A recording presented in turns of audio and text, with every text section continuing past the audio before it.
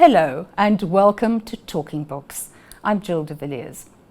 Looking back at events over the past few years, one can extrapolate that African leadership is in crisis. What can African leaders do about this?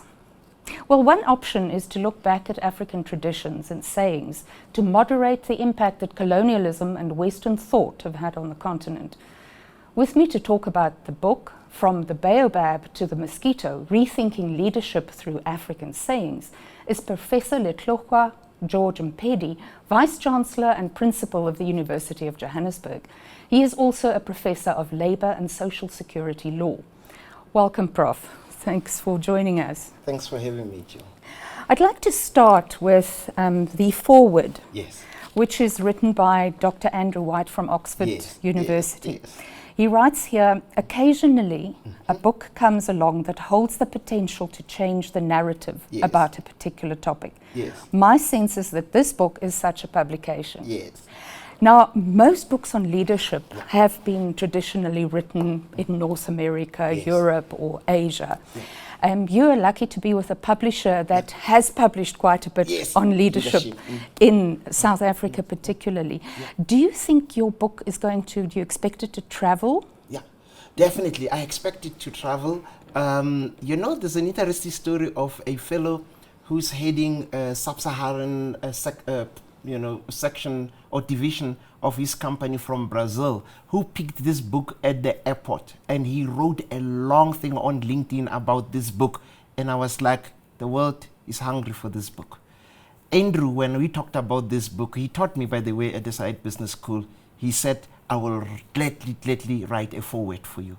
So watch this space. So Africa is generally, people tend to forget about Africa and relegate it to the back burner. Yes. But it's now beginning to come into its own with That's right. people across the world wanting to learn. Yes. Often Africa is treated as if it has got nothing to offer. People are curious about Africa, and it's us Africans who think the world is not interested in how we lead, how we do things, and this is the time to change that narrative because Africa has got so much to offer. One thing that pains me is that people go to Europe, people go to North America to learn about African leadership. My wish is that business people, when they want to do business in Africa, they should come to Africa to learn about African way of leading and doing business in Africa. So instead of doing electives, going to Hong Kong or to... There's nothing wrong with that, but it's important for people to really, come here and have an interest in how we do things, as Africans. Now, tell me, you grew up in Hammanskraal. Yes. During apartheid. That's right. Okay, did that influence you at all in the choice of this topic? Yes, it influenced me a lot, because, growing up at a small village in Hammanskraal, we could see the lights. The closest town is Bela.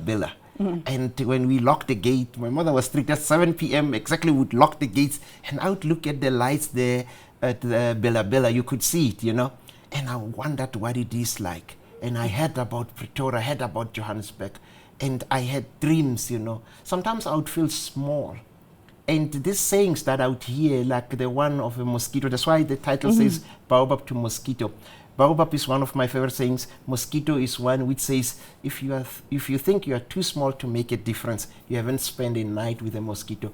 I always felt that, yes, I feel small, but, it should not stop me from being, the best that I can be. Indeed. That was life growing up in Hammanskraal in the village. And Herman Mashaba also grew up there. From Hammanskraal, yeah. It's amazing who comes from there. It is. So, tell me about which of these stories, let me actually take a step back. As a journalist, what interests me the most is the chapters here on corruption and ethics. Yes. Do you think that South African leaders at the moment can learn a lot from these? Most definitely. You know what, I deliberately started with teamwork because we need to work together. Then I went straight into corruption in chapter 2. It's important that, leaders also read this book. And it's written not in a way that is offensive And it would remind those corrupt leaders to go back to basics, because leadership is not about self, about an individual. It's about the people you lead. There is a Malawian saying that if you think you are leading and you don't have followers, then you are only taking a walk. So corrupt leaders will end up taking a walk because nobody will follow them. So do you think leaders are intentionally corrupt, or do they? You know, I suspect that many leaders come with good intentions, and then they get used to power, and then it goes to the hate, and then they lose their way. Because, I mean, with power, look, I'm not corrupt, but as a leader, when I became Vice Chancellor, I mean, people now, you know, the way they look at me, the way they talk to me, I'm talking to people that I never dreamt of talking to. But I always remind myself, it shouldn't go to my head. So imagine, I'm just a simple Vice Chancellor. Imagine somebody with lots of power. Then people come with money. And it's also about the company people keep. Because if one associates with corrupt people, eventually ends up being corrupt. And then ethics. Yeah. Which sayings appeal most to you about around ethics? Look, there's a lot, you know. If you look at ethics, it's not like sort of covered directly, but indirectly. You have things that really calls for ethical leadership, that as individuals we should lead ethically, in the sense that we should lead for others. You can't lead for others if you are unethical. The one that I used about, you know, if you don't have followers, you know, you're only taking a walk is one of them. It's also about how you do things, you know. For example, there is a saying which basically translates into saying that it's not the what, it's the how.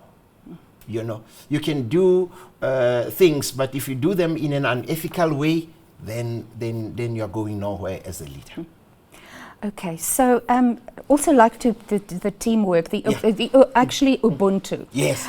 Everybody talks about Ubuntu right. these days. The whole world talks about Ubuntu. What is it in Tswana, Letsema? No, Letsema is different from Ubuntu. Letsema is about teamwork. You know, this is something I grew up seeing. My family owns 2 Morgans of land, you know, but we are not cultivating. I hated working on the fields, you know, somebody's using that.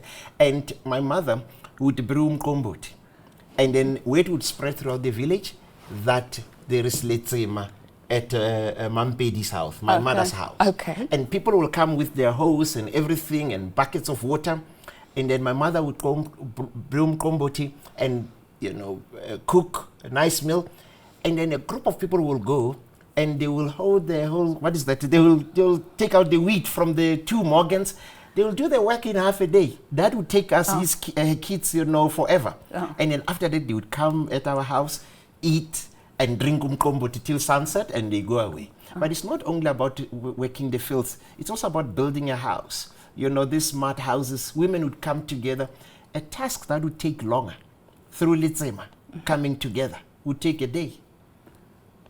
And we've forgotten about that. That's something we really neglect in our society today. Exactly. So I'm saying it's about teamwork. And you know, as they say, that teamwork makes the dream work, you know. So the Baobab also links to this, hey, the teamwork thing.